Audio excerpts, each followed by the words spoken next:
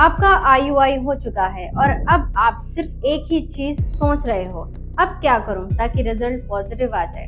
Google खोलते हो, कोई बोलता है बेड रेस्ट करो, कोई बोलता है सीधा मत बैठो, कोई बोलता है स्टेयर्स मत चढ़ो, कोई बोलता है बस लेट जाओ और हिलना मत, और आप डर जाते हो अगर मैंने गलती कर दी तो, अगर मेरा IUI फेल हो गया तो। लेकिन आज मैं आपको एक अनकंफर्टेबल सच बताने वाली। IUI फेल ज्यादातर प्रिकॉशंस की वजह से नहीं होता, बॉडी रेडीनेस की वजह से होता है। और अगर आप ये वीडियो एंड तक नहीं देखते तो हो सकता है आप नेक्स्ट साइकिल भी सेम गलती रिपीट करो। मैं एक होलिस्टिक फर्टिलिटी एक्सपर्ट हूँ और मेरा काम है आपको सिर्फ क्या करना है नहीं, क्या करना है और कब करना है ये समझाना। मैं आपको एक रियल स्टोरी बताती हूँ। एक कपल मेरे पास आया, 3 IUI ऑलरेडी फेल हो चुके थे। उन्होंने कहा डॉक्टर हमने सब फॉलो कर लिया, बेड रेस्ट भी की, डाइट भी फॉलो किया, मेडिसिन भी। फिर मैंने वाइफ से एक सिंपल सवाल पूछा, आप खुश थी इस प्रोसेस में?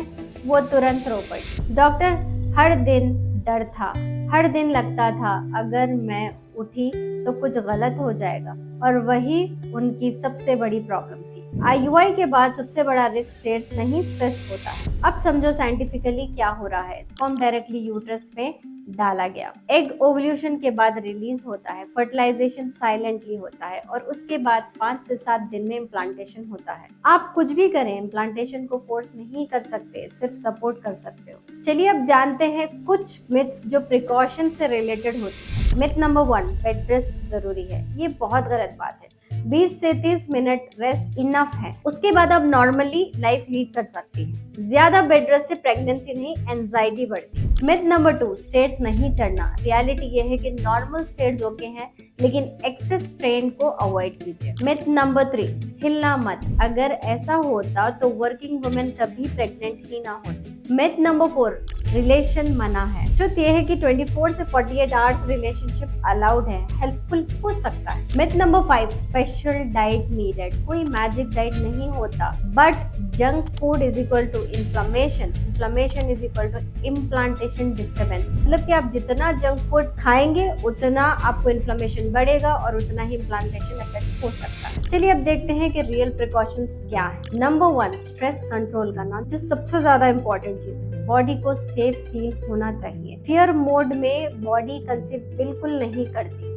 राइट फूड आपको इस्तेमाल करने होंगे, जैसे कि फ्रेश, एंटी इन्फ्लेमेटरी और एकदम balance food. Number 3, movement, walking, light activity आपके इम्प्लांटेशन को बढ़ा सकती है। Number 4, sleep. हार्मोन्स रीसेट हो जाते हैं जब हम एक प्रॉपर भरपूर नींद लेते हैं। Number 5, mind environment. नेगेटिव लोगों से दूर रहिए, सोशल मीडिया ओवरलोड कम कीजिए। अब सबसे इम्पोर्टेंट बात यह है, और ध्यान से सुनिए, IUI प्रेगनेंसी क्रिएट नहीं करती, सिर्फ चांस इंक्रीज करती है। अगर बॉडी रेडी नहीं है तो 5 IUI भी फेल हो सकते हैं। चलिए देखते हैं कि रियल रीजन फेलियर का होता क्या है। Poor egg quality, poor sperm quality, high inflammation होना, हाई स्ट्रेस होना, हार्मोनल इम्बैलेंस होना, ये काफी सारे रीजन है जो IUI को भी फेल कर देती है।